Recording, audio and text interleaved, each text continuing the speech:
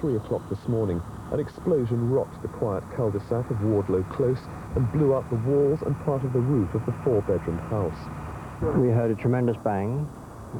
We jumped out of bed, my wife looked out of the window, we saw the fire.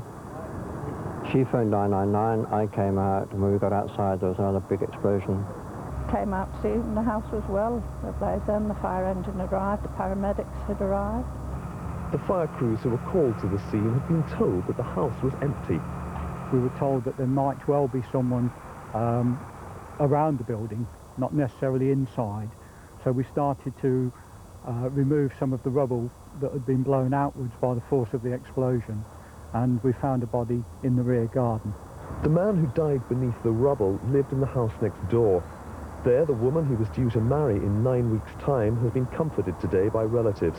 One said the family believed that the 24-year-old had gone to the neighbouring house after hearing a noise as the fire broke out and was caught by the subsequent blast.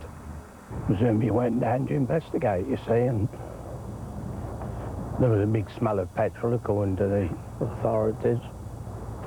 I should imagine he was just perhaps going round to investigate when the lot went up, you see. The family who lived at the burnt-out house are away on holiday.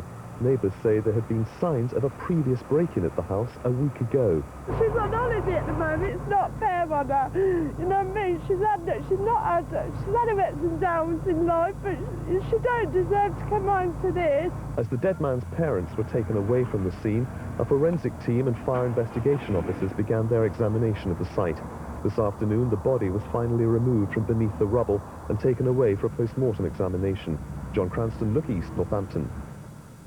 Well, Chief Inspector Paul Spick is at police headquarters in Northampton. I understand there's been a post-mortem, Chief Inspector. Can you tell us what it's told you? Yes, Stuart. We now know that Mr. Hutchins died from severe head injuries.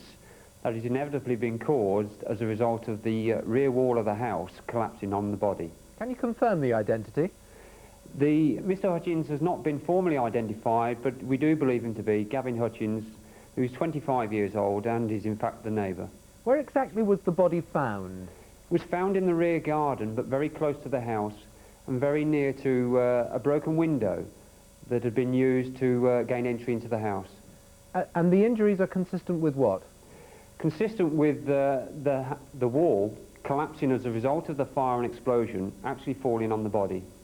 We've heard in that report that there was perhaps another break-in at the house last week. What more can you tell us about that? Yes, I can confirm that there was an attempt burglary, but no entry was gained to the same house earlier in the week, again whilst the occupants were on holiday. And what evidence is there of an arson attack here? There is little doubt that we are looking at an arson. There was a forced entry into the house. There was a strong smell of accelerants when the fire brigade arrived at the scene, and we have recovered a petrol can. Are you looking for anybody else in connection with this attack? We have to keep an open mind, and we've still got many inquiries to be investigated and many lines to pursue. Chief Inspector Spick, thank you very much for joining us. Thank you. Next on Look East, a full roundup of the news.